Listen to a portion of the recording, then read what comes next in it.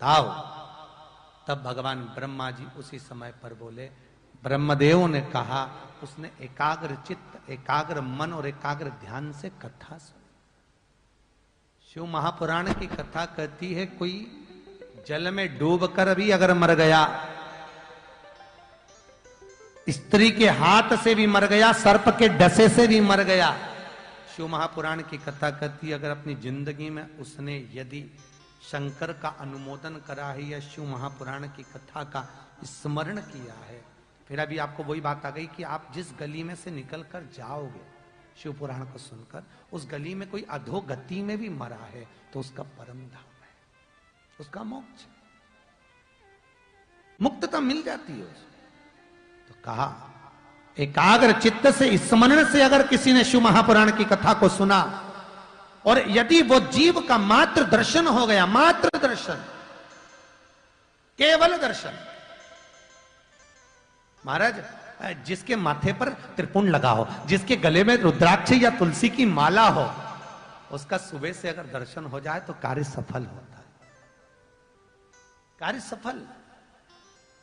कई कई ब्राह्मणों को तो सिर पे तिलक लगाने में भी शर्म आती है, हम उनसे भी कहते हैं लगाओ।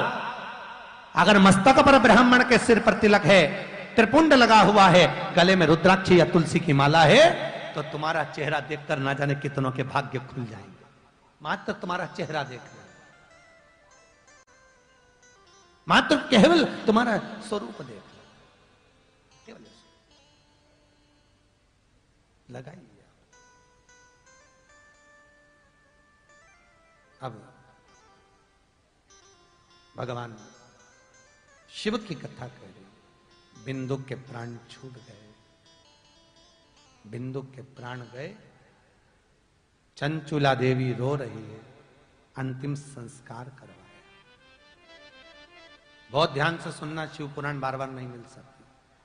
किस्मत वाले हो जो आपको मिली है और आप सुन रहे हैं। ना जाने कितनी पीढ़ियों को तार दोगे केवल इस पुराण, और ना जाने कितने संशय आप लोग जो गलती करते आए वो मिट जाएंगे इस शिव पुराण से। जो जो हम पूजन में गलतियां करें वो सब निकल जाएगी केवल यदि आपने 7 दिन की शिव पुराण को अपने जीवन में याद कर लिया। मट्टी का दिया, तांबे का दिया, पीतल का दिया, स्टील का दिया, कांसे का दिया, आटे का दिया, ये दीप तक का वर्णन शिव महापुराण में कि कौन सा दिया ज्यादा प्रबलता देता है, कौन से जल की प्रखरता, ये एक एक चीज का बहुत ध्यान से सुनिएगा। हमारा बिंदुक का चंचुला देवी रो पड़ी है, नैनों में जल है चंचुला के कि आज मेरा पति चले गया, आज मेरा पति समाप्त हो गया। आंखों में जल भरा था चंचुला के, नैनों से आंसू बह रहे थे चंचुला के। नगर के लोग सबकी सब आज काशी जा रहे हैं। चंचुला के मन में आ गया, पति का अंतिम संस्कार हो गया, सब काम हो गया, मैं भी काशी जाती हूं। जिंदगी में कभी चंचुला देवी काशी नहीं गई थी। और आप सब जानते हो पूरी दुनिया में केवल एक ही नगरी है काशी, जिसको अभिमुक्त नगरी कहते हैं। कौन सी नगरी है वो? अभिमुक्त। दुनिया का कोई संत यदि अपने प्राणों को त्यागना चाहता है तो वो काशी में त्यागना चाहता है। श्रीमद वल्लभाचार्य जी, आप लोगों में से कई लोग होंगे ब्रह्म संबंधी, जिन्हें ब्रह्म संबंध भी लिया होगा। श्रीमद वल्लभाचार्य जी ने स्वयं गोवर्धन नाथ जी से पूछा, मेरे वल्लभ ने, कि गिरिराज बाबा मेरे प्राणों को मैं कहां छोड़ूं? तो गोवर्धन नाथ जी बोलते हैं आप काशी चले जाइए। काशी क्यों? तो गोवर्धन नाथ जी कहते हैं काशी की भूमि एक ऐसी भूमि है जहां पर माता पार्वती ने शंकर से 2 वर मांगे हैं। एक वर माता पार्वती शिव से कहती है कि जिन पति पत्नी में आपस में झगड़ा हो उसमें प्रेम बढ़े, झगड़ा हो तो प्रेम बढ़े। शिव जी ने कहा तथास्तु। आज भी पति पत्नी में झगड़ा होता है तो उनमें प्रेम बढ़ता है। जिस पति पत्नी में झगड़ा नहीं होता उनका झगड़ा एक दिन ऐसे होता है कि अदालत तक बात पहुंच जाती है। इसीलिए निवेदन है, झगड़ते रहो, प्रेम करते रहो, प्रेम। दूसरा वर मांगा, हमें दूसरा वर दीजिए। क्या वर? तो कहा दूसरा वर ये दीजिए कि काशी में जो मरेगा, पार्वती जी बोलती हैं काशी में जो मरेगा तो उसको गुरु मंत्र आपको देना पड़ेगा। गुरु मंत्र आप दी शंकर भगवान से, गुरु मंत्र आप दीजिए। शिव जी तुरंत बोले पार्वती जगदम्बा ये कभी नहीं हो सकता, कभी नहीं हो सकता कि मरने वाले को गुरु मंत्र मैं दूं और तू कह रही है कि गुरु मंत्र आपको देना पड़ेगा। ये कभी नहीं हो सकता, कभी भी नहीं। चंचुला देवी का प्रसंग है। पार्वती मैया चित्तवृत्ति रखकर नयन बंद कर कर बैठ गई। शिवजी आखिरी में बोल दिए ठीक है पार्वती, ठीक है, मैं तुझे वचन देता हूं पार्वती, मैं तुझे वर देता हूं, काशी में मरने वाले को गुरु मंत्र मैं दूंगा। तो पार्वती जी बोलती है मुझे कैसे मालूम पड़ेगा कि आपने गुरु मंत्र दिया, मालूम कैसे पड़ेगा? तो पार्वती से पूछा तू बता क्या चाहती है? पार्वती जी कहती है गुरु मंत्र देना तो सीधे कान में देना, और सीधे कान में देकर कान को मोड़ देना, मैं समझ जाऊंगी कि आपने गुरु मंत्र दे दिया।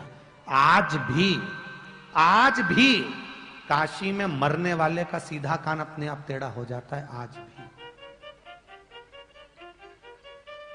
पहले हमको भी विश्वास नहीं था, फिर एक बार जब काशी में कथा करने गए तब मणिकर्णिका पे जाकर दर्शन किया। किसी के कान सीधे थे, किसी का कान टेढ़ा था, तो पूछा ये सीधा कान वाला कहाँ का मुर्दा है? तो के 40 किलोमीटर दूर। जिसका कान टेढ़ा था उसका पूछा तो ये काशी की वो कॉलोनी का है। तो समझ में आ गया कि शिव महापुराण में मणिकर्णिका की एक पुस्तक निकली हुई है, आपने पढ़ा होगा, काशी मरण मुक्ति। कभी मौका मिले तो उस पुस्तिका को पढ़ना, या विद्येश्वर संहिता शिव पुराण की पढ़ना। उसमें स्पष्ट किया गया है काशी में मरने वाले का सीधा कान टेढ़ा हो जाता। आज भी कभी मौका मिले तो दर्शन करके आना। अभिमुक्त नगरी है काशी।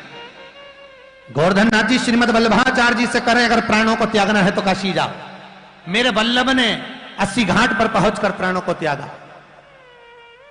रामानुज स्वामी, जिनसे रामानुज कोट आगे बढ़ा है, शंखचक्र रामानुज स्वामी कहते हैं कि अंतिम समय में वेंकटलाल से पूछा गया कि प्राण कहां त्यागना है, तो वेंकटलाल कहते काशी चले जा। राम स्नेही संप्रदाय, जहां राम जी का नाम पूजा जाता है, राम जी महाराज जिन्होंने स्थापना करी राम स्नेही संप्रदाय, वो कहते हैं प्राणों को कहां त्यागा जाए? राम जी कहते हैं काशी चले जाओ। संत काशी में जाकर अपने प्राणों को त्यागना चाहते हैं क्योंकि शिव का गुरु मंत्र उनके कानों में मिल जाता है। अभी मुक्तता है काशी, मोक्ष नगरी है काशी, अभी मुक्त। भारत की भूमि के सबसे ज्यादा मुर्दे कहां चलते हैं? काशी में। अपने यहां गाड़ियां ओवरटेक करती, वहां मुर्दे ओवरटेक करते हैं। लोग मुर्दों को लेके भागते हैं, जल्दी जल्दी समय पे हमारा नंबर लग जाए। काशी में पूरी दुनिया में कहीं पे भी मुर्दे जलाओ 3 दिन तक ठंडे नहीं होते। काशी के मणिकर्णिका घाट पर जो मुर्दा जलता है आधे घंटे के अंदर ठंडा हो जाता है, जलकर पूरा ठंडा। मणिकर्णिका मोक्षता है अभी। वो तो दुनिया के लोगों को थोड़ा डर लगता है वहां मणिकर्णिका पे जाने में, इसलिए लोग जा नहीं पाते, बहुत भय लगता है।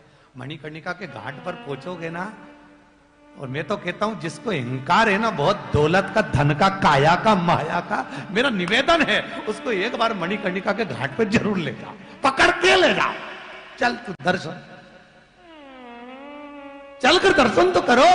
चारों तरफ लकड़ियों की दुकान, कंडों की दुकान, और दोनों साइड रोड पे मुर्दे ही मुर्दे, और बीच में से तुम जा रहे हो मणिकर्णिका के घाट, और घाट पे भी हजारों मुर्दे एक साथ जब जल रहे होंगे तब तेरी अहंकारी सब निकल जाएगी कि धन तो यहीं पड़ा रह गया, जीव वो चला गया। बड़ा जिसको अभिमान हो उसको एक बार काशी ले जा, एक बार मणिकर्णिका के घाट जरूर जा, दर्शन करा। इसको कहते हैं जी कहां कहां अभिमान, क्यों फूला फिरे? अभिमान, धन, दौलत, काया, माया सब पड़ी है, सब पड़ी। किस बात का अभिमान करो रे? किस बात का? जबरदस्ती फूला फिरो 24 घंटा दर्पण के सामने छोटी बना पैसा कमाया धर आंटी में तो कहा भी मां सब मान मेरा कहना नहीं तो पछताएगा माटी का खिलौना। बारे जोधपुर वालों तुम्हें तो याद है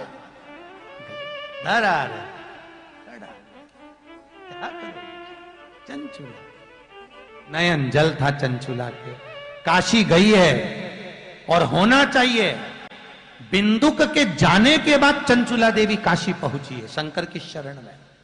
और एक बेधव्य नारी एक बेधव्य स्त्री क्या करती है पति के लिए वो देख लीजिए।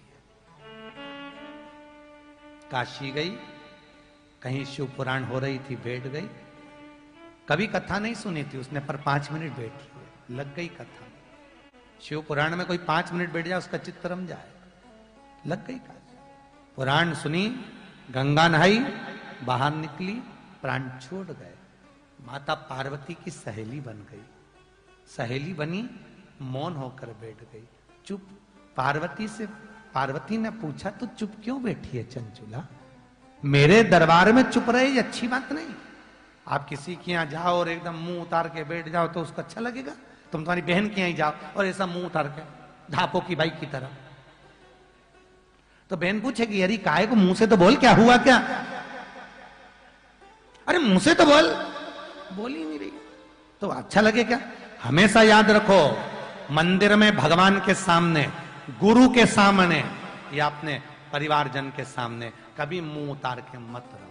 प्रसन्न में रहो। मुंह उतारने की जरूरत क्या। जिंदगी भर भले रो के निकालोगे पर आखिरी का फोटो तो इस्माइल वाले ही टंगेगा। तुम पूरी जिंदगी भले रो रो के निकालो पर आखिरी में जो फोटो टंगना है उसमें तो तुम बड़े प्रेम से इस्माइल देती मिलोगे मुस्कुराते। फोटो टंगा रहेगा माला टंगी रहेगी पंखा चलता रहेगा प्लास्टिक की माला हिलती रहेगी और तुम इस्माइल देती रहोगी। सास जब इस्माइल देती हुई देखेगी तो बहू भी अपने पति से कहेगी तुम्हारी अम्मा रोज मुस्कुराती हुई दिखती है। तो पति भी कहेगा समझ में नहीं आता अम्मा क्यों मुस्कुरा रही है। अम्मा इसलिए मुस्कुरा रही बेटी हम भी जोड़ जोड़ के मर गए आखिरी में टंगाए। एक दिन तुम भी जोड़ोगे टंगोगे इसलिए डोकरी मुस्कुरा रही। जोड़ा छोड़ा क्या मतलब क्या जोड़ा। जो जोड़ने का था वो तो जोड़ा ही नहीं धरा रे। इसलिए कहते हैं अच्छे से खा लो पी लो मौज कर लो। मरने के बाद तो कंडे पे केवल धूप लगना है। खा भी नहीं पाओगे। गुलाब जामुन धरी रहेगी और कंडे पे छूटती रहेगी और कहेंगे अम्मा खा रही है। अम्मा ऊपर से कह रही अरे मेरे को सांस की बीमारी थी और कंडा जला दो ऊपर पूछा और धाप धाप के अम्मा मरीज जा रहे और कंडे पे धूप छोड़ रहे और बात कर रहे अम्मा को भोग लगा दो। अम्मा के भूखा मार दिया और गुलाब जामुन पंडित के ठुसा रहे। कहा मिल भाई कहा मतलब का जी सब धरी रह जा। मौका मिला है उपयोग करो सब उपयोग करो। इतने जोरदार जोरदार साल रखे हैं तुम्हारे पास में इतने अच्छे अच्छे स्वेटर रखे हैं। हर बार पत्नी कहती है नया स्वेटर नया साल पहन लो। पुराना वाला निकाल लो पुराना निकाल। अरे तो नया पहन लो ना पुराना निकाल। तो पत्नी कह रही नया कब बाद में पहन लेंगे। अरे तो बाद में पहन लेंगे मतलब तुझे मालूम है कि 2-4 साल 10 साल 50 साल 100 साल जिएगा। और यहाँ तो शिव पुराण कह रही जिंदगी का ठिकाना ही नहीं। इसलिए निवेदन है अलमारी में जितनी साड़ी रखी सब निकाल निकाल के पहन लो जी। ऊपर जाकर बाद में रोना आएगा नीले कलर की तो पहनी नहीं। यमराज से कहेगी बंस मोर एक बार फिर से छोड़। यमराज कहेगा चुपचाप चल काय का छोड़। धरी रह जा रहे सब धरी रह रखा। चंचुला देवी मौन बैठी थी। पूछ लिया पार्वती ने क्यों चुप बैठी। मेरे पति को मोक्ष नहीं मिला प्रेत की योनि में पड़ा है क्या करूं। पार्वती जी बोलती है शिव महापुराण की कथा करवा। पहुंच गई किससे कि तुमरुका जी से। तुमरुका जी के पास गए। तुमरुका जी शिव पुराण करवाना। तुमरुका जी बोले कर दूंगा कोई दिक्कत नहीं है पर जोड़े में कौन बैठेगा पूजन में। कहा मैं किसको बैठू। भागवत का यजमान राजा परीक्षित है। रामायण के यजमान काशी के नरेश हैं पर शिव महापुराण का कोई यजमान नहीं बना। तब शिव पुराण के यजमान कौन है, अच्छे से सुनना। पार्वती जी ने पूछा, पुराण नहीं करवा रहे कि यजमान कौन बनाऊं, जोड़ा किसको बिठाऊं? तो कहा चिंता मत कर, शंकर से विनती कर। शंकर से विनती करी। भोलेनाथ ने पूछा क्या बात है? शंकर जी कहते चिंता मत करो, पार्वती चलो तैयार होने चलो, अपन दोनों शिव महापुराण के यजमान बनेंगे। शिव पुराण का यजमान, भले ये बच्चे बैठे हुए हैं, भले बहू बेटा बैठे हुए हैं, भले यजमान बैठे, पर ये यजमान नहीं है। 7 दिन तक शिव महापुराण के यजमान इनके रूप में स्वयं शंकर और पार्वती बैठते हैं, शिव पुराण के यजमान बनकर, स्वयं शिव और पार्वती। 16 दिन तक शंकर पार्वती तैयार हुए। जैसे तैयार होकर सामने आए, नारद जी बोले कितने सुंदर लग रहे हो ईश्वर जी, गोरा जी इतने सुंदर लग रहे हो, बिल्कुल गणा गौर की तरह। शंकर भगवान ने कहा नारद क्या बोले? गणा गौर। शिव जी कहते हैं सुनो नारद, हम शिव पुराण के यजमान बनकर कथा सुनने जा रहे थे सज धज कर। जिंदगी में पहली बार मैंने इतना सुंदर श्रृंगार करा है, शंकर जी बोले हैं। इस श्रृंगार की पूजन पृथ्वी पर सौभाग्यवती माताएं करेंगी, क्योंकि हम चंचुला देवी के सौभाग्य को अमर करने जा रहे हैं। पृथ्वी पर माताएं इस ईश्वर जी और गोरा जी गण और गौर की पूजन करेंगे। कई बच्चे पूछते हैं मम्मी ये गणगौर कौन है, तो बच्चों को कहना पड़ता है शंकर पार्वती। बच्चे पूछते मम्मी इनने इतना सुंदर रूप कब लिया था, तो बच्चों को बताओ जब शिव महापुराण के यजमान बनने के लिए शंकर और पार्वती गए थे तो 16 दिन तक तैयार हुए थे, और तैयार होकर जब निकले थे तब जाकर गणगौर की पूजन हुई थी। आज भी पृथ्वी पर गणगौर पूजी जाती है, ईश्वर जी और गोरा जी। बच्चे पूछते हैं इतने सुंदर रूप कब रखे, कहना शिव पुराण के यजमान बने थे तब। कितने दिन की गणगौर होती है? 16 दिन की। शंकर और पार्वती को 16 दिन तैयार होने में लगे थे। पार्वती ने 16 श्रृंगार करे, शंकर के 16 संस्कार हुए। श्रृंगार करके बाहर निकले तो ईश्वर जी और गोरा जी के रूप में चले। शिव पार्वती ने कहा सुनो नारद जी, हमारे 16 दिन के स्वरूप को जो पूछता है उस नारी का खंड सौभाग्य होगा, क्योंकि हम कथा सुनने के लिए जा रहे हैं। मात्र कथा सुनने के लिए शंकर पार्वती गए थे, इसलिए आज भी गणगौर घर से निकलती है, बाहर जाती है, नदी तालाब कुंड सरोवर बावड़ी तक जाती है, क्योंकि शंकर पार्वती कथा सुनने के लिए गए। 33 कोटि देवता जब भगवान शंकर और पार्वती निकल कर जा रहे थे, 33 कोटि देवता अपने पल्लू से झाला दे रहे थे। आज भी गणगौर को झाला दिया जाता है। 33 कोटि देवता कथा सुनने वाले शंकर और पार्वती को झाला दे, आज भी गणगौर को झाला दिया जाता है। कई बात बच्चे पूछते मम्मी इससे क्या होता है? कुछ नहीं, कहते हैं जब भगवान शंकर और पार्वती कथा सुनने चले, जो नारी अपना पल्लू उठाकर झाले के माध्यम से शिव पार्वती को अगवानी कर रही थी, माता पार्वती उसको अखंड सौभाग्य देती जा रही थी, अखंड सौभाग्य। अब कई लोग हैं ऐसा गणगौर की पूजन करते करते जिंदगी निकल गए, पर ये नहीं मालूम कि गणगौर की स्थापना कब हुई थी, कब प्रकट हुई थी गणगौर, कब प्रकट हुई, कब निकली है गणगौर। कई लोग ब्रह्म में जी रहे हैं, अभी भी कई लोग कहते हैं शिवरात्रि के दिन शंकर भगवान और पार्वती जी की शादी हुई थी। यहां बोलते कि नहीं बोलते कि शिवरात्रि के दिन शंकर पार्वती की शादी? कौन से पुराण में लिखा है रे? कौन से शास्त्र में लिखा है कि शिवरात्रि के दिन शंकर पार्वती की शादी होती? कहां लिखा? शिव पुराण में और स्कंद पुराण में तो लिखा है वैशाख शुक्ल पक्ष की पंचमी दिन गुरुवार के शिव और पार्वती का ब्याह हुआ है। अब कहने वाले तो बस एक ने बोल दिया, दूसरे ने बोल दिया, दूसरे ने बोल दिया, तीसरे ने बोल दिया, लोगों ने व्हाट्सएप पे डाल दिया शिव जी की शादी का फंक्शन, शिवरात्रि शिवरात्रि। शिवरात्रि के दिन शंकर भगवान का शिवलिंग पृथ्वी पर प्रकट हुआ था। शंकर का जन्म दिवस है शिवरात्रि, विवाह दिवस नहीं।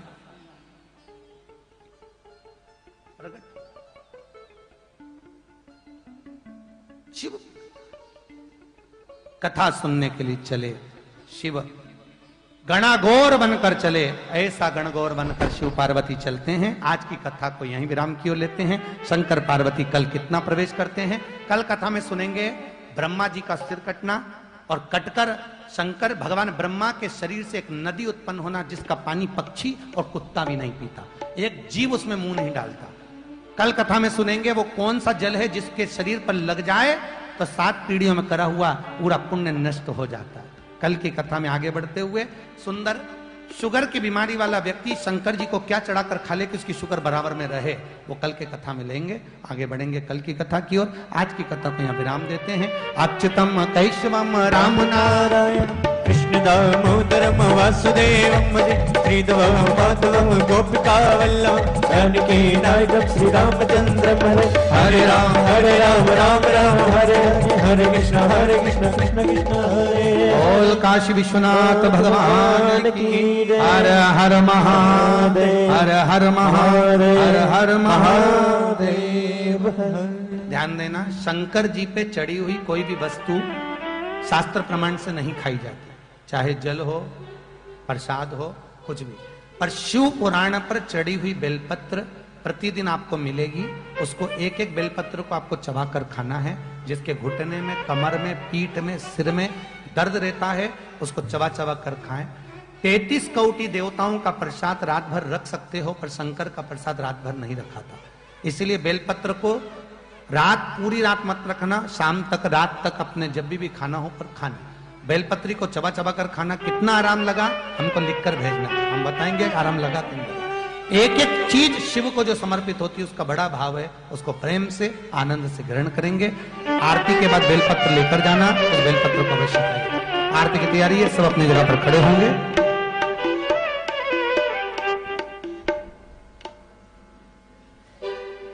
आरती पीछे से ही होगी, कैमरे के पीछे से करेंगे। बोल काशी विश्वनाथ जय शिवा ओमकारा बोले भज शिव ओमकारा ब्रह्मा विष्णु सदा शिव भोले भोलेनाथ महाशिव हरधांगी धारा ओम हरे हर हर महादेव एकानन चतुरानन पंचानन राजे भोले पंचानन राजे हंसासन गरुड़ासन हंसासन गरुड़ासन वृषवाहन साजे ओम हरे हरे हरे महादेव। दो भुज चार चतुर्भुज 10 भुज अति सोहे भोले 10 भुज अति सोहे तीनों रूप निरखता शिव जी को रूप निरखता त्रिभुवन मन मोहे ओम हरे हरे हरे महादेव। अक्षमाला वनमाला मुंडिमाला धारे भोले मुंडिमाला धारे चंदन मृग मद सोहे चंदन मृग मद सोहे भोले शुभकारी ओम हरे हरे हरे महादेव। श्वेतांबर पीतांबर बाघांबर अंगे भोले बाघांबर अंगे सनकादिक ब्रह्मादिक सनकादिक ब्रह्मादिक भूतादिक संगे ओम हरे हरे हरे महादेव। कर में श्रेष्ठ कमंडल चक्र त्रिशूल धरता भोले चक्र त्रिशूल धरता जग करता जग हरता जग करता जग हरता जग पालन करता ओम हरे हरे हरे महादेव। ब्रह्मा विष्णु सदा शिव जानत अविवेका भोले जानत अविवेका प्रणवाक्षर के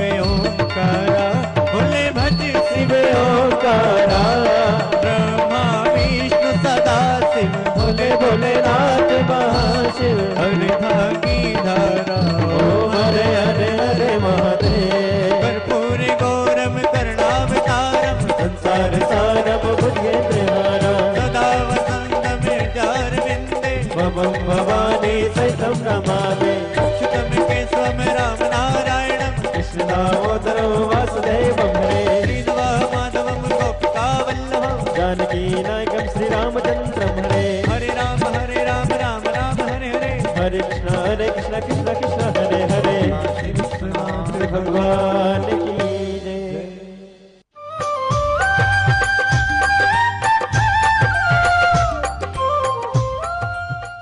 हर हर महादेव।